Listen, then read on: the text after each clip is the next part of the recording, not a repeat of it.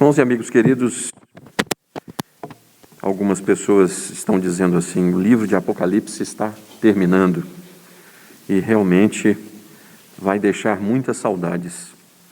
Irmãos, que preciosidade estudar esse livro no momento que nós estamos vivendo. Algumas pessoas acreditam em coincidências, mas são coincidências demais, né? Para serem só coincidências.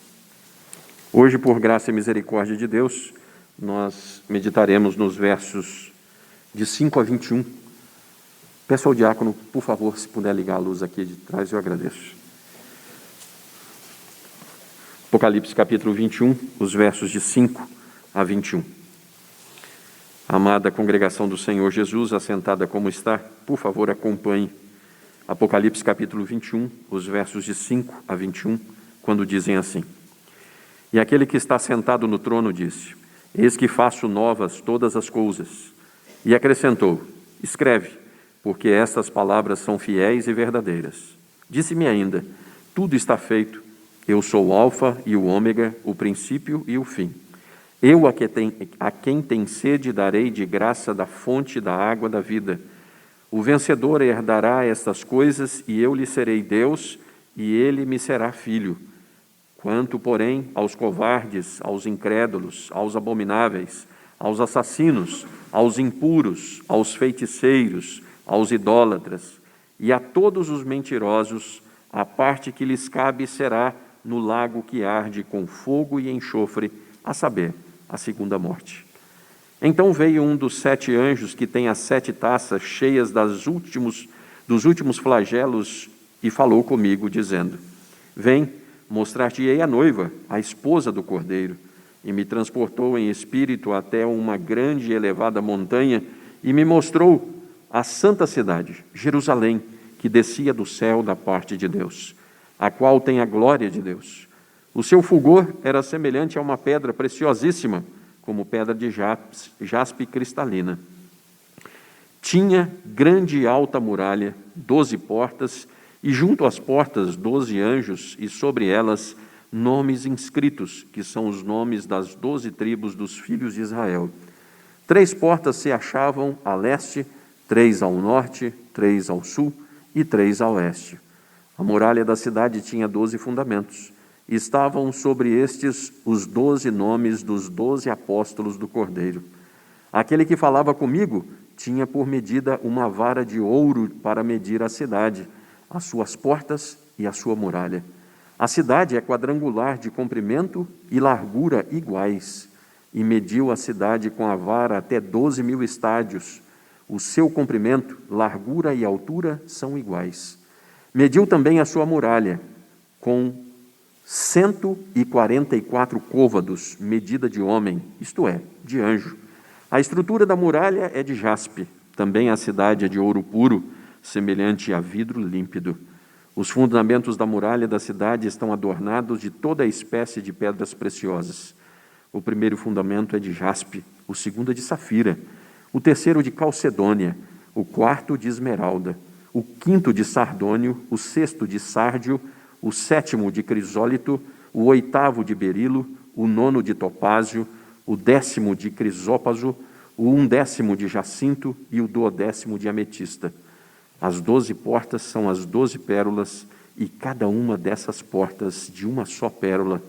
A praça da cidade é de ouro puro, como vidro transparente. Oremos. Santo e eterno Deus, eis aqui o teu povo congregado. Estamos em pequeno número, Senhor. Algumas pessoas ainda não podem vir à tua casa.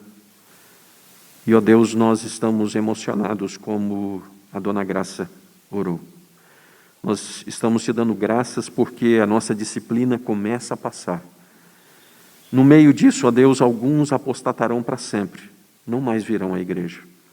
No meio disso, algumas pessoas serão tocadas e amarão mais a igreja. Algumas pessoas se converterão e farão parte da igreja. Senhor, que sejamos a segunda e terceira posição dessas observações.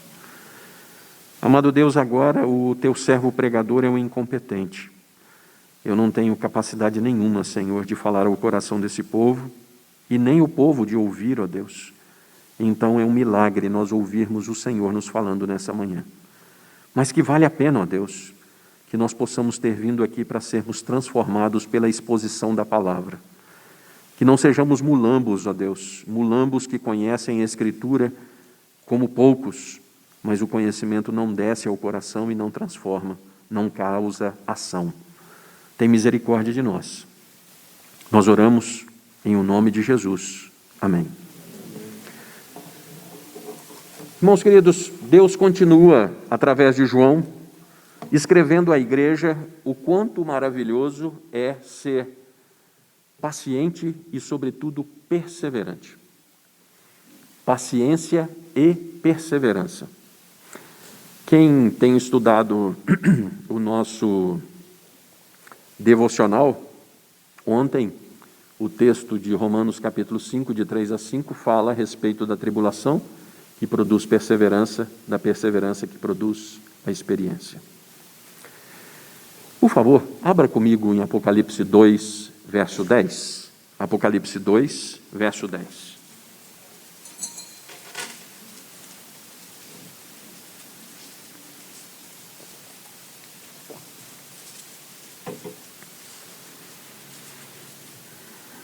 Leamos, por favor, a uma só voz, Apocalipse 2, verso 10. Não temas as coisas que tem de sofrer.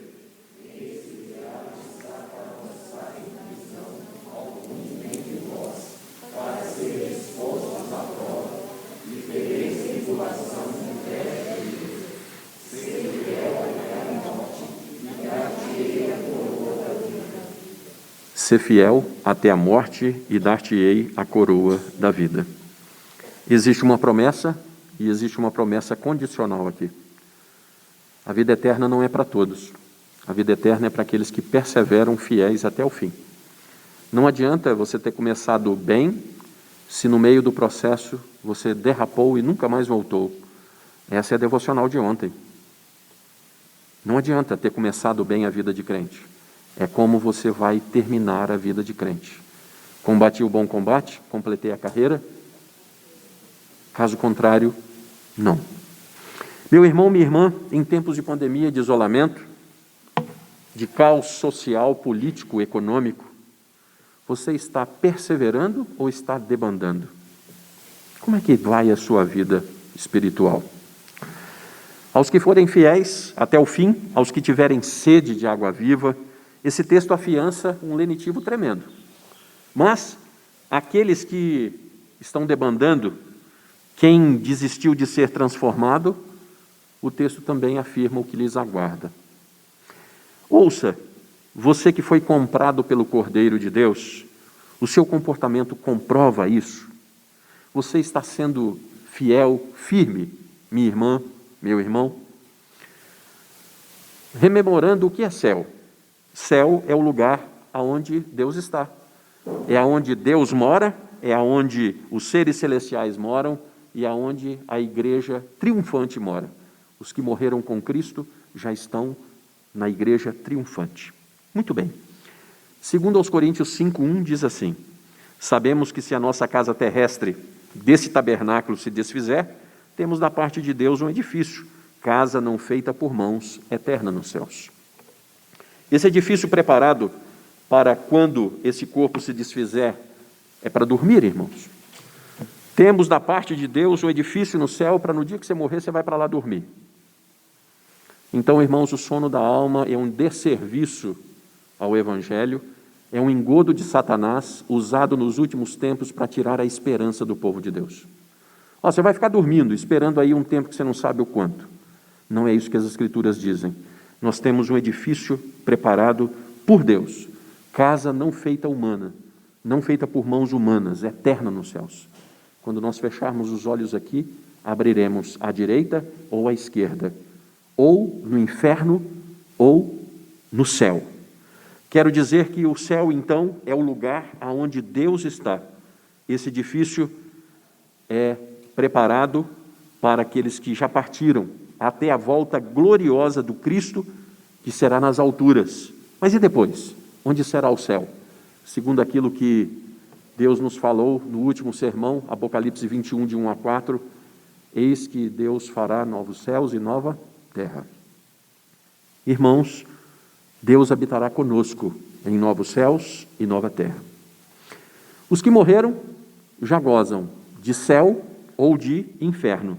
No dia do julgamento receberão a paga pelo que fizeram através desse corpo.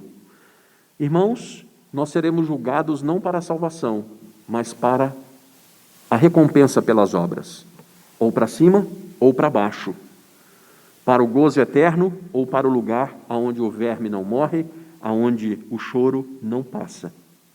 Logo, João está descrevendo a igreja de Cristo que sofre pelos séculos dos séculos, a sua recompensa, a sua grande parte. E aí ele vai descer a detalhes para que essa igreja se sinta incentivada. Valeu a pena sofrer por amor a Cristo. Valeu a pena não fazer algumas coisas por amor a Cristo. Valeu a pena. Então, João, hoje, diz ao seu coração: foi bom não ter chutado o balde. Foi bom não ter desistido. A perseverança dos santos é a marca dos salvos. Você é um salvo? Você é uma salva? Então, se delicie com o que está aqui. Se não, o convite da graça é franco. Tome sua decisão. Do contrário, esse texto não te pertence. Descrições do céu, irmão. Descrição do céu. Por favor, leiam para mim os versos de 5 a 8. E aquele que está sentado no trono diz: eis que faz novas todas as coisas. E acrescentou: essas palavras são fiéis e verdadeiras. Disse ainda: tudo está feito. Eu sou o Alfa e o Ômega, o princípio e o fim. Eu, a quem tem sede, darei de graça da fonte da água da vida. O que vencedor reinará sobre os e eu serei Deus, e ele me será filho. Quando, porém, aos covardes, aos rebeldes, aos abomináveis, aos assassinos, aos impuros, aos feiticeiros, aos idólatras e a todos os mentirosos, a parte que lhes cabe será no lago que há com ouro e ouro, a saber, a segunda morte. Irmãos, o tema do sermão é a salvação e a nova Jerusalém. Por favor, coloque um pronome possessivo aí no meio disso. A sua salvação e a sua nova Jerusalém. Porque senão esse negócio fica solto, né? A sua salvação. A sua Jerusalém de morada eterna. Por favor. Então, descrições do céu, a consumação da sua salvação. Alfier coloca aqui o verso de número 5, provavelmente é a primeira vez que o Pai fala. Deus Criador faz e refaz novas todas as coisas. Não é mais aqui neos, no sentido de bará, fazer do nada, mas é kainós. É refazer alguma coisa que foi tornado roto com o passar do tempo. Então, não é mais pegar e fazer o Éden, mas é sim agora refazer de uma forma maravilhosa, mas algo que estava perdido e foi purificado, sendo feito puro e santo. Irmãos, Isaías já tinha visto isso. 43:19 diz lá assim: eis que faço coisa nova, que está saindo à luz, porventura não o percebeis? Eis que porei um caminho no deserto e rios no ermo. Por favor, a Bíblia não pode ser um negócio que você não se apropria, que não tem nada a ver com a sua vida. Então, imagine o seguinte: Deus despreza as coisas que ficam rotas, maculadas pelo pecado, e aí Deus embola tudo isso e joga fora.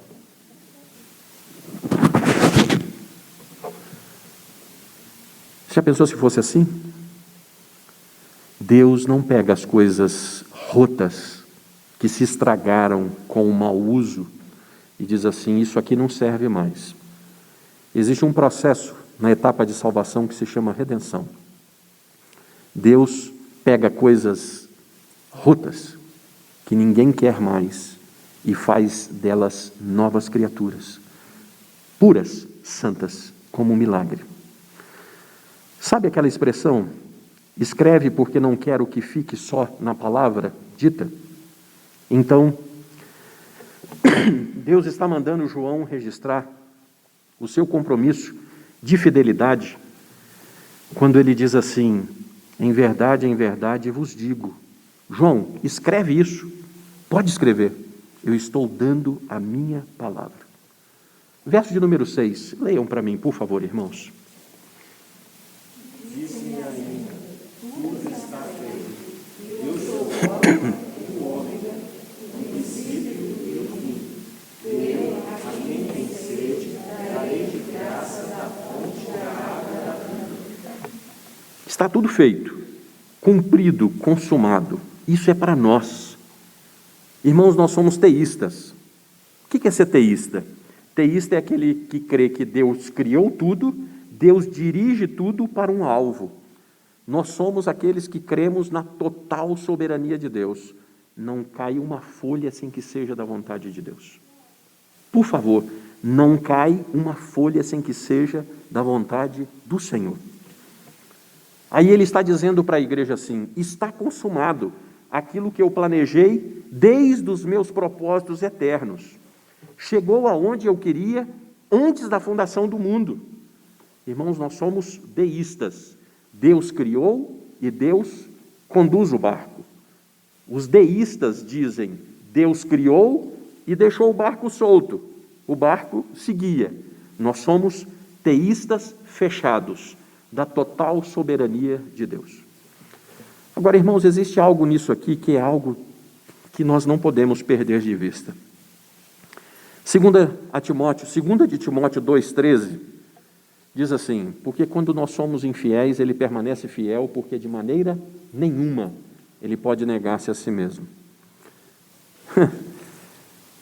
Nós não somos salvos porque nós fizemos tudo direitinho. Nós nunca seremos salvos porque deixamos de errar. Nós somos salvos pela graça, pelas misericórdias que se renovam cada manhã e que não são a causa de nós não sermos consumidos. Então, somos salvos numa soberania que nos destina a graça capaz de nos salvar. Muito bem, graça por aquele que está sentado no trono. Quem é que está sentado no trono? O Senhor Jesus. E Ele é o quê? Ele é o princípio e é o fim. Irmãos, percebam as coisas, como é que elas vão se juntando, como é que a Bíblia é aquela coisa fantástica, costurada com o Senhor Jesus. Percebam. O Evangelho segundo São João, capítulo 1, 1, 2, 3 e 4.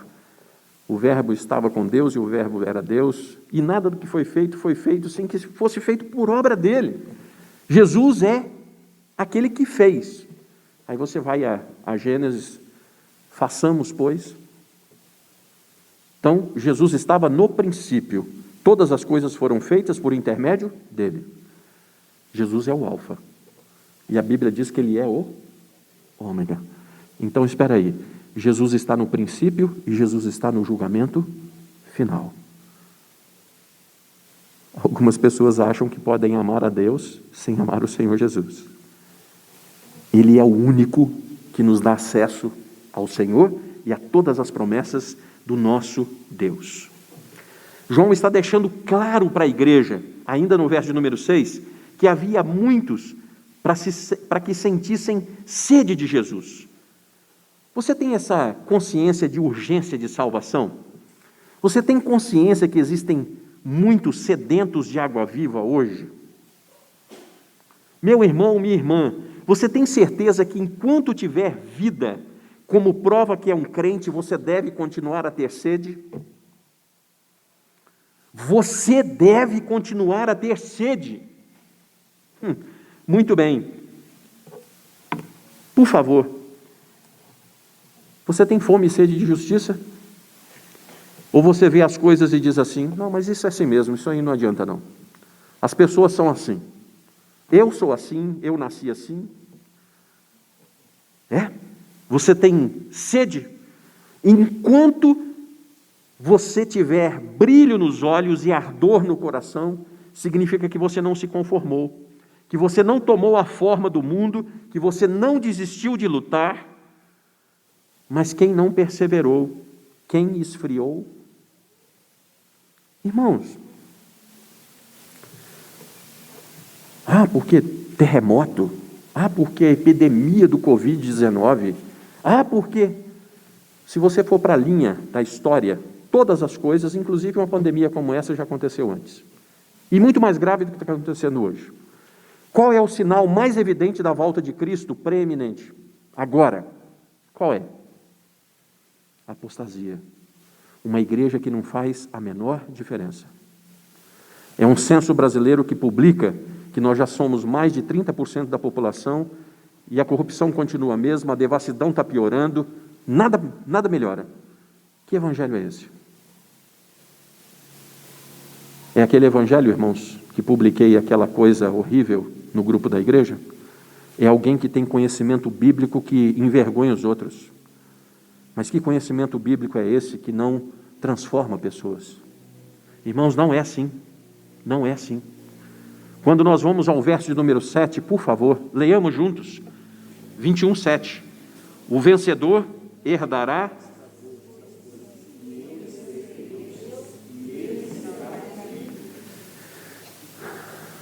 Foi citado aqui pelo reverendo Terci, e ele nos tirou do império das trevas e nos trouxe para o reino do Filho do seu amor.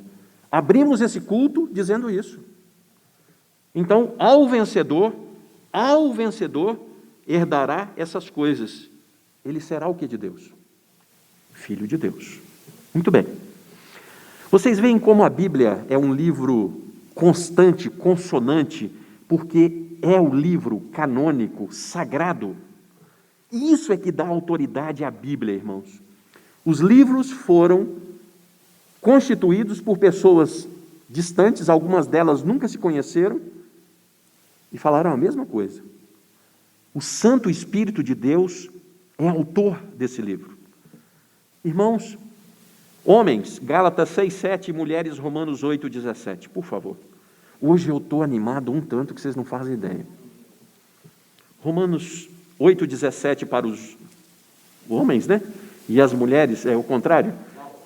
Gálatas 4:7 para os homens e as mulheres, Romanos 8:17. Homens, Gálatas 4:7, mulheres 8:17. Os homens prestem atenção na leitura das mulheres e vice-versa. Combinado? Porque isso aqui é importante. Vamos juntos? Gálatas 4:7, os homens. De sorte que já não és escravo, e sendo também herdeiro por Deus. Mulheres, Romanos 8:17. Se somos filhos, somos também herdeiros, herdeiros de Deus e co-herdeiros com Cristo. Se com Ele sofremos, também com Ele seremos glorificados. Querido irmão, querida irmã, se sofrer com o Senhor Jesus até o fim, é uma sine qua non para você se lembrar das promessas e não enfiar as raízes aqui, então nós precisamos sofrer até o fim. Você precisa lembrar-se que, embora vá sofrer aqui, porque o Senhor Jesus te prometeu, viu? No mundo tereis, você pode ter certeza, você vai sofrer aqui, mas quando você enfrentar as lutas aqui, lembre-se, quem é seu pai?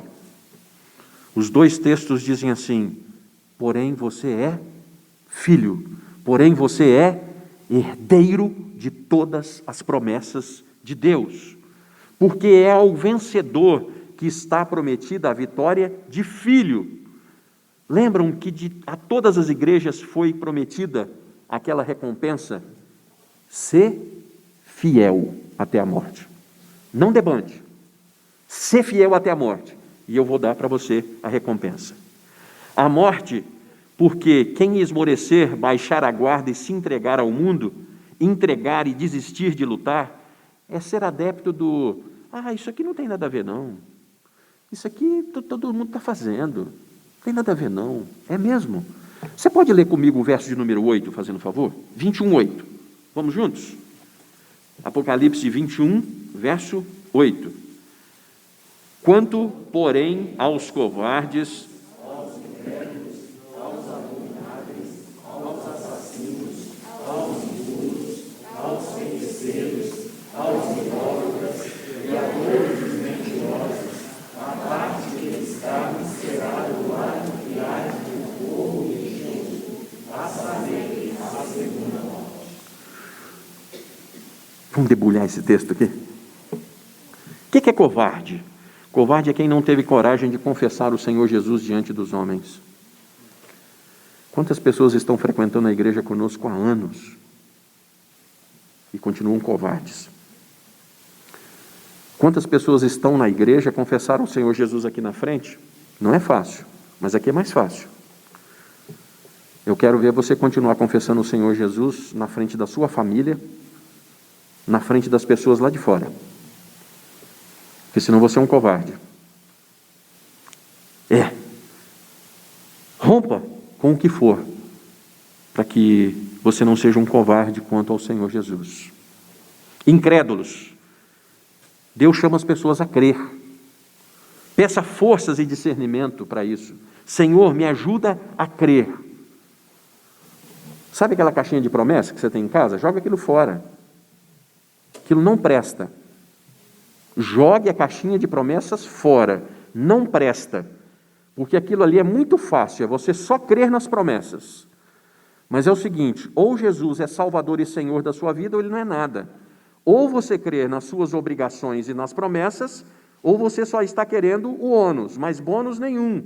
E aí, então, Senhor, me ajuda a crer em sola Escritura e em tota Escritura. Me ajuda a crer, inclusive, naquelas coisas que me machucam todas as vezes que eu passo por elas. Porque eu preciso, Senhor, para ser um crente verdadeiro.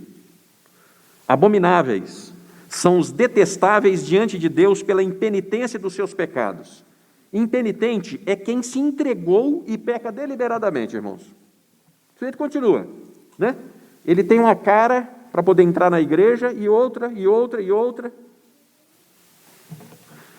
Assassinos, impuros, que não se mantiveram puros sexualmente, adúlteros, homossexuais, fornicadores, pedófilos. Feiticeiros, simpatias, feitiços, agouros, superstição. Será que isso tem na sua casa, meu irmão? O negócio de chegar na casa dos outros para fazer visita é bom, sabe? Eu estou levando um Santa Ceia para um monte de gente agora, viu? Tem casa que você entra, tem um elefante de fasto na entrada. Aí você... Não, pastor, não tem nada a ver, não. Tem, meu irmão, isso aqui é feitiçaria. Sabe a Bíblia aberta no Salmo 91? Você chega assim, está cheia de poeira. É patuá, é feitiçaria. Pode tirar a idolatria do mesmo jeito. Irmãos, idólatras são aqueles que têm confiança em outra coisa que não em Deus. No dinheiro, no poder, no ídolo, no santo. Todos os mentirosos. Quem são os mentirosos? A palavra para todos aqui é paz, com S. Significa coletivamente, individualmente, cada um que mente. Mente sobre o seu estado. Mas eu sou até bonzinho. Olha, gente, quando vocês acharem alguém na igreja que se diga até bonzinho, corre dele, viu? Quando vocês acharem um pastor que diga para vocês assim, eu sou santo, corra dele. Só existiu um homem santo sobre a face da terra, hein? Os outros admitem que são pecadores carentes da misericórdia e graça de Deus e estão lutando terrivelmente contra o pecado que tenazmente lhes assedia. Irmãos, vou contar uma mentirinha branca. Quem conta mentirinha branca, conta mentirinha de qualquer outra cor. Quem conta mentirinha, conta mentirona. Agora existe um pai da mentira. A parte que lhes cabe será o lago que arde com fogo e enxofre, a saber, a segunda morte. Vai ter condenação, irmãos. A parte que lhes cabe é o lago que arde em fogo e enxofre. Eu fico assim, sabe, chega a dar aquele comichão irado, né? Tem uma doutrina do inferno, a segunda, porque a primeira é o sono da alma, a segunda é a aniquilação. A turma diz assim, não, porque Deus é Deus de amor. No final ele não vai poder deixar ninguém no inferno, né? Não pode ter inferno. Bom, irmãos, existe um Deus que é amor e é justiça na mesma proporção. E se Deus disse, muito bem. Por favor, vai para a Bíblia comigo aqui. Escuta, um lago que arde em fogo e enxofre. Bom, fogo queimando é dor o tempo inteiro. Enxofre, para quem já esteve perto, é fedor o tempo inteiro. Então, pense comigo, se esse negócio é aniquilação, para que tem que arder o tempo inteiro e tem que feder o tempo inteiro? Não, queimou uma vez, fedeu uma vez, acabou de uma vez. Mas a ação é contínua e arde para sempre. Irmãos, a igreja precisa ver o céu, mas a igreja precisa ver o inferno, porque uma coisa e outra, sempre haverá dois caminhos, só dois estados. Bom é ser fiel e terrível é ser infiel. Tome a sua decisão, desça do muro. Fique firme, pistós. Reverendo Francisco Leonardo gosta disso, pistós, fiel no grego. Ser fiel até a morte. Senhor, me ajuda. Irmãos, descrições do céu, a última parte de hoje, né? De 9 a 14, por favor. Aliás, essa é a segunda ainda, de 9 a 14. Leiamos, por favor. Então veio um dos 7 anjos e falou comigo, dizendo: Vem, mostrar-te-ei a noiva, a esposa do Cordeiro. E me transportou em espírito até uma grande e elevada montanha, e me mostrou a santa cidade de Jerusalém, que descia do céu da parte de Deus, a qual tem a glória de Deus. O seu corpo era semelhante a uma pedra preciosíssima, como pedra de jaspe e cristalina. Tinha grande e alta muralha, 12 portas, e junto às portas 12 anjos, e sobre elas nomes inscritos, que são os nomes das 12 tribos dos filhos de Israel. 3 portas se achavam a leste, 3 ao norte, 3 ao sul, 3 a oeste. A muralha da cidade tinha 12 fundamentos, e estavam sobre estes. Obrigado. Verso de número 9. 7 anjos, 7 taças. Números perfeitos. Perceba, irmão. Perceba, minha irmã. João, Apocalipse capítulo 20, ele mostrou a destruição da grande Babilônia. O interlúdio, antes de chegar na grande finale para a igreja. O que vale a igreja pela condenação do ímpio? É divisar que Deus cumpre o que diz, viu, irmãos? Quando alguém disser assim, mas no final Deus, não seja covarde. Diga assim, olha, mas a Bíblia diz que vai haver inferno sim, viu? Não deixe a pessoa do seu lado dizer assim, não, olha, a Bíblia diz assim. E as pessoas vão odiar esse livro. Mas para que serve então a grande finale? Para que além da igreja ver a condenação do ímpio, a igreja veja a salvação e a sua morada. A sua morada. A sua salvação. Veja isso.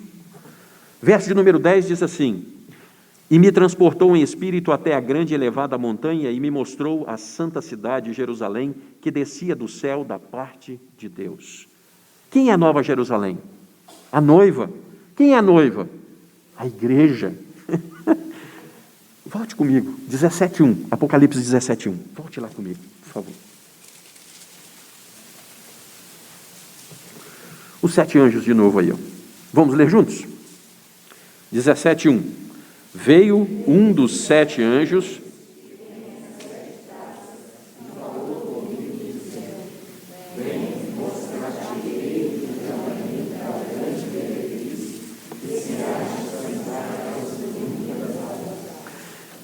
João viu a prostituta, a noiva de Satanás, Babilônia. Viu e mostrou para a igreja. Mas agora João, no verso de número 9, em contraste, explicita a noiva de Cristo, a esposa do Cordeiro. A prostituta estava num deserto. João vê a noiva vinda do céu. Que diferença, né? Verso de número 11. A qual tem a glória de Deus, o seu fulgor era semelhante à pedra preciosíssima, como pedra de jaspe cristalina. Irmãos, quem tem a glória de Deus? Ele não divide a sua glória com... Romanos 3, 23 diz assim, porque todos pecaram e carecem... Porque todos pecaram e carecem de... Jesus Cristo, seu Filho. Jesus é a glória de Deus. A Nova Jerusalém está cheia do Senhor Jesus. Oh, Deus! Irmãos, vocês percebem quem receberá as promessas de Deus? Aqui está, mais alguma vez, um lugar físico. Tenha paciência, né? É quem tem o seu espírito, quem tem o penhor da promessa. Efésios 1, 13, 14, ou até o 19, se você quiser. Quem tem o Espírito tem a garantia de todas as promessas do Senhor Jesus. Bom, Efésios 5, 27 diz que a igreja é pura e sem mácula, não de si mesma, mas porque ela foi lavada e redimida. Irmãos, a Jerusalém celestial, os mortos em Cristo têm a glória de Cristo. Por quê? Qual é o último estágio da Ordo Salutis? Glorificação. Aqueles que morreram com Cristo já estão glorificados, já não podem pecar mais. Oh Deus, para que eu quero ir para o céu? Eu quero ir para o céu porque eu não vou ter dor, eu não quero ir para o céu porque vai ser bonito, eu quero ir para o céu porque nunca mais eu vou pecar, e eu nunca mais vou usufruir das consequências nefastas de pecado. Oh Deus, o fulgor da igreja então é uma pedra valiosíssima de jaspe. Mas a pedra de jaspe não é cristalina, é verde. Bom, então eu tenho algo a dizer para os irmãos. Por mais que eu queira, eu não consigo entender o tamanho das coisas maravilhosas que estão descritas aqui. Mas como diz o mineiro, esse trem deve ser bom demais da conta, viu? Porque o Senhor está prometendo isso com detalhes à sua igreja. Irmãos, verso de número 12, vejam só. Tinha grande e alta muralha, 12 portas, e junto às portas 12 anjos, e sobre elas nomes inscritos, que são os nomes das 12 tribos dos filhos de Israel. Ok. Nada no Apocalipse deixa de ser simbólico. Qual é a grande muralha? Salmo 34, 7, o anjo do Senhor acampa ao redor daquele que e os livra. 1 de João 5,18. Aquele que nasceu de Deus e não vive em pecado, antes aquele que nasceu de Deus o guarda e o maligno não lhe toca. Quem é a nossa muralha? O Senhor Jesus. O Senhor Jesus é a nossa grande muralha. Ele sempre foi a grande muralha. E a igreja tem as 12 portas, as 12 tribos de Israel, a doutrina dos 12 apóstolos, profetas, Antigo Testamento, apóstolos, Novo Testamento. Guarde isso, porque essas coisas vão fazendo isso aqui, ó. Gente, esse texto é tão fabuloso. Bom, de todos os tempos, para todas as tribos, por todos os tempos, os que estiveram firmes nas promessas fazem parte da noiva. A Galeria da Fé de Hebreus diz assim, todos aqueles que esperaram nas promessas. Por que Abraão é o pai da fé? Porque ele creu sem ter visto. Irmãos, é isso. Em lugar nenhum o Senhor Jesus disse que veio para salvar a sua igreja e Israel. Jesus veio para salvar a sua igreja pelo tempo dos tempos. Por favor, não creia em dispensacionalismo. Deus não tem uma parte especial para os judeus. Cristo veio para os seus e os seus não, mas a todos quantos o receberam foi dado o poder de serem feitos filhos de Deus.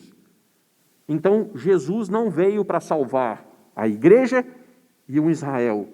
A igreja é o Israel de Deus por todos os tempos. Queridos, qual é a sequência? O verso de número 13. 3 portas se acham a leste, 3 ao norte, 3 ao sul, 3 ao oeste. Bom, percebe que as portas apontam em todas as direções dos pontos cardeais, norte, sul, leste e oeste? De todas as tribos, povos e raças. Oh, glória a Deus! Irmãos, o bispo Riley, ele tem um negócio fabuloso. Diz ele que na manhã da nossa ressurreição nós vamos ter algumas surpresas. Algumas pessoas que você falava assim, esse está no céu. Você vai procurar o indivíduo lá, não vem não. Você vai olhar e fala assim, rapaz, mas fulano de tal está aqui. É, fulano de tal está aqui. Mas a terceira surpresa, que você vai olhar assim e fala assim, eu estou aqui. Amanhã da nossa ressurreição. De todas as tribos, povos e raças. Quem é que pode ser salvo? Todo aquele que se humilhar e confessar Jesus como seu Salvador. De todos os lugares, irmãos. Esse é o Evangelho. Bom, a muralha que guarda a igreja está sobre os fundamentos, os ensinos dos apóstolos. Mateus 19, 28, Efésios 2, 20 diz assim, edificado sobre o fundamento dos apóstolos e profetas, sendo ele mesmo Cristo a pedra angular. Vocês percebem? De novo, apóstolos e profetas, Novo e Velho Testamento. Os profetas pregaram quem? Cristo. Os apóstolos pregaram quem? Cristo. A Bíblia toda é a revelação de Cristo, ou de Deus através de Cristo. Então as coisas estão se fechando maravilhosamente naquele último dia tremendo. Bom, irmãos, agora é o terceiro e último ponto mesmo, tá? 15 a 21. Vamos lá para Apocalipse, por favor? Esse aqui é a cereja do bolo. Vamos lá. Aquele que falava comigo tinha por medida uma vara de ouro.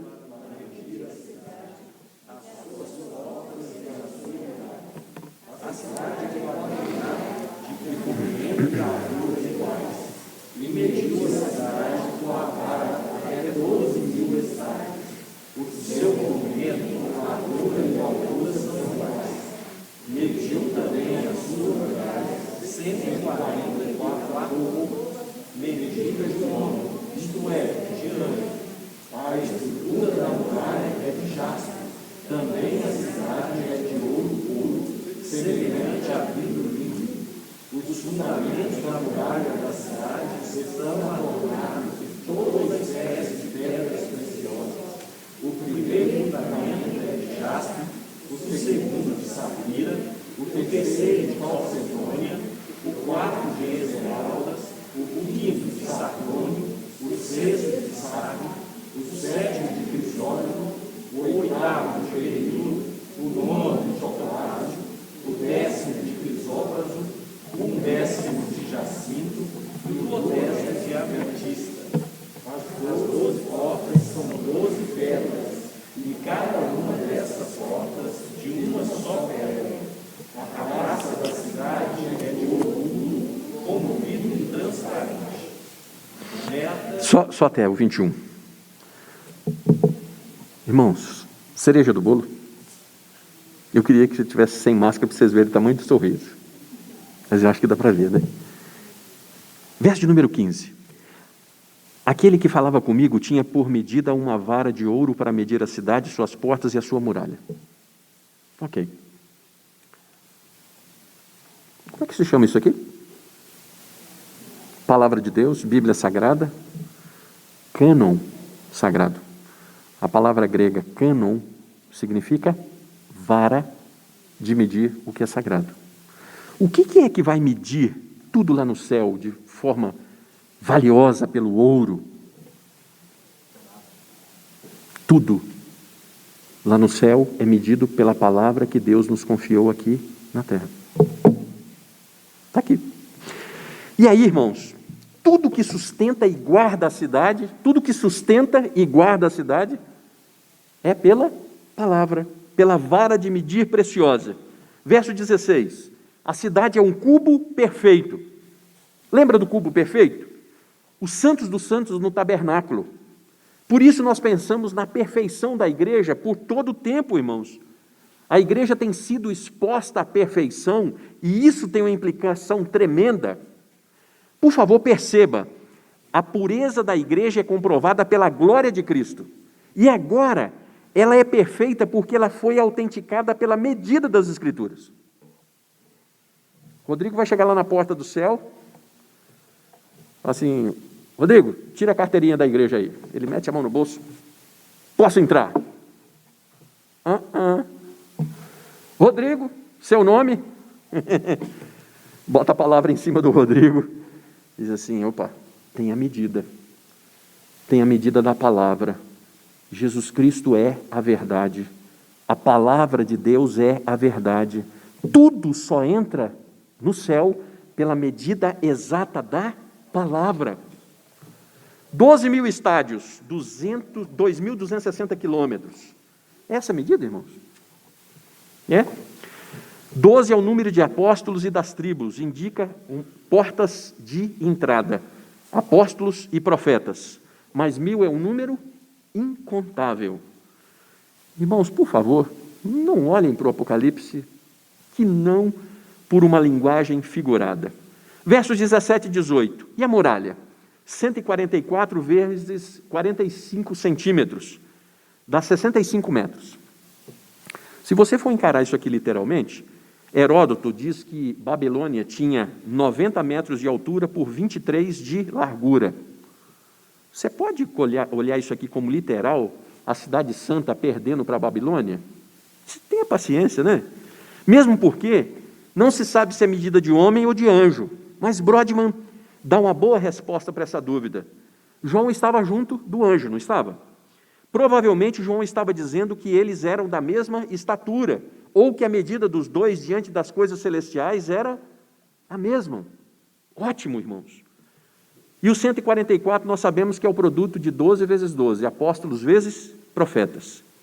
Na muralha há o jaspe, como que adornando uma pulseira. As mulheres que gostam, né? Uma pulseira adornada de pedras bonitas, né? Puxa vida!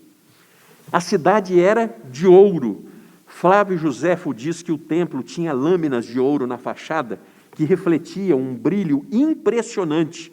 João estaria lembrando alguma coisa para os irmãos judeus? Os versos 19 a 21, dessas 12 pedras listadas, 8 estavam no peitoral do sumo sacerdote, só 8.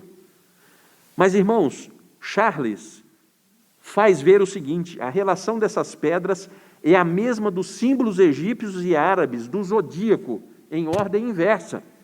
Então, João está sendo usado por Deus para mostrar que aquilo que os homens criam como poder era o inverso da parte de Deus. Os homens creem, o que dá paz? Dinheiro, amigos, bens. Cada porta era uma pérola. Algo precioso e ímpar. Hoje nós falamos assim: fulano de tal soltou uma pérola, né? Mas aqui é algo puro, maravilhoso. A praça era de ouro puro, com vidro transparente. Irmãos, dizem que a expressão sincero vem da cultura romana, porque vasos eram esculpidos, né? E alguns dos vasos não ficavam lá essas coisas perfeitas, e o sujeito vinha com cera nele e passava uma cerinha. Com o tempo a cera ressecava, esquentava, derretia, e o vaso apresentava as expressões. Mas existiam aqueles no mercado que estavam em cima, escrito assim: sine cera, sem cera. Quando postos a qualquer prova, eles não apresentavam imperfeições. Irmãos, nós cremos literalmente em ruas de ouro e pedras preciosas no céu? Tem gente que defende isso aqui. Isso aqui é materialismo, irmão. Nós devemos pensar nessas coisas com relação à sua pureza e inestimável promessa. É isso que significa. Irmãos, por favor, tem gente que prega o seguinte: o galardão é que você está construindo uma casa no céu. Então, toda vez que você faz uma boa obra, você está construindo uma casa bonita lá no céu, tá? E quando você morrer, se você tiver feito muita coisa boa aqui, você vai ter uma mansão lá no céu. Aí o sujeito está querendo ir para o céu para poder ter uma casa melhor do que o irmão dele. Aí eu tenho que ter paciência com as doutrinas dessa que vão aparecendo, sabe, irmãos?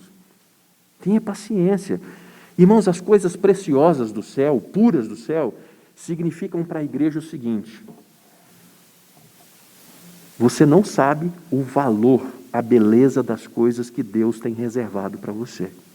É isso que a fórmula de Deus para dizer à igreja através de João é: prossigam, vocês precisam crer. Irmãos, se nós pensarmos que a medida dessa nova Jerusalém é literal, não cabe os 144 mil não, viu, irmãos? Não vai ter jeito de fazer de 2 metros por 2 metros, mas nunca, viu? Então, não dá para ser literal de jeito nenhum. Irmãos, vamos descrever o céu assim, para o bem do coração, para irmos embora para casa, concluindo agora. Se imagine como um peregrino que você é, meu irmão, que você é, minha irmã. Você está marchando para casa, a sua casa. Quem é que pode impedir a sua caminhada? Quem poderá nos separar do amor de Cristo? Eu vou chegar até o fim, porque a perseverança é de Deus pelos seus santos. E se Deus começou uma boa obra na minha vida, eu vou chegar às promessas do céu, porque aquele que começou boa obra é fiel para concluí-la até o dia de Cristo Jesus. João está nos permitindo, por relance, ver a nossa casa, ver o nosso lar, mais que a alvenaria, aconchego do lar paterno, irmãos. É a expressão inglesa, né? É a expressão inglesa, house e home. Então eu não vou para a casa de alvenaria, eu vou para o meu lar. Sabe aquela coisa gostosa do colo de Deus? Senhor, eu vou para os braços do Senhor. A descrição dessa morada, somente feita de materiais de construção preciosos, mostram para nós o valor do lar celestial. Diz o hino, né? Tenho lido da bela cidade. Oh, Senhor Deus, tenho lido da bela cidade. O vidro puro indica a sua limpidez, a sua pureza, sem cera. As promessas que Deus está fazendo conosco, você não precisa, ou para nós, você não precisa ir lá embaixo e procurar a letrinha miúda. Diz assim, mas... Não, o Senhor está dizendo assim, escreve porque é fiel e verdadeiro. Escreve porque é sincero. Mas eu te pergunto, meu irmão, a sua vida também tem o objetivo de ser sincera? Pode colocar onde for. Aquele lugar é puro, santo e indescritível. Como diz 1 Coríntios 2,9. Como está escrito, nem olhos viram, nem ouvidos ouviram, nem jamais penetrou em coração humano o que Deus tem preparado para aqueles que o amam. Os cristãos da Filadélfia, na carta do Apocalipse, ouviram. Apocalipse 3,12. Ao vencedor faloei coluna no santuário do meu Deus, e daí jamais sairá. Gravarei também sobre ele o nome do meu Deus, o nome da cidade do meu Deus, a nova Jerusalém que desce do céu, vinda da parte do meu Deus, e o meu novo nome. A participação na nova Jerusalém que desce do céu. A essa igreja foi dado os parabéns porque guardou a palavra na hora da provação. Irmãos, nós estamos passando por provação. O comportamento das pessoas mudou. As pessoas estão mais sensíveis, os nervos ao flor da pele. Sim, as coisas mudaram. Como é que nós vamos fazer para poder vencer as provações? Pela palavra. Essa é a nossa espada. Você percebe que Jerusalém, suas portas e tamanhos são um só? Não tem gente maior e menor para entrar em Jerusalém. É um tamanho só. Apocalipse 21:2, a cidade santa desceu uma vez. E no verso 10, será que ela está descendo de novo? Não, é que João agora está pormenorizando a descida para aquecer o coração da igreja. Por que a cidade santa, a igreja, brilha tanto? Porque está cheia da glória de Deus. Irmãos, é tão gostoso quando alguém encontra com você na rua. Você bate papo aí uns 2 minutos, a pessoa fala assim, você é crente, né? É bom demais, porque a pessoa enxerga em nós essa glória. Tem algo que é enxergado em nós. Assim brilhe também a vossa luz diante dos homens, para que vejam as boas obras e glorifiquem a vosso Pai que está nos céus. Mateus 5:16. Irmãos, vamos para casa agora, sabendo como é a sua salvação, como é a sua morada eterna. Vamos ficar de pé, por favor? Reverendo, o senhor nos despede, por favor, com oração final e a bênção.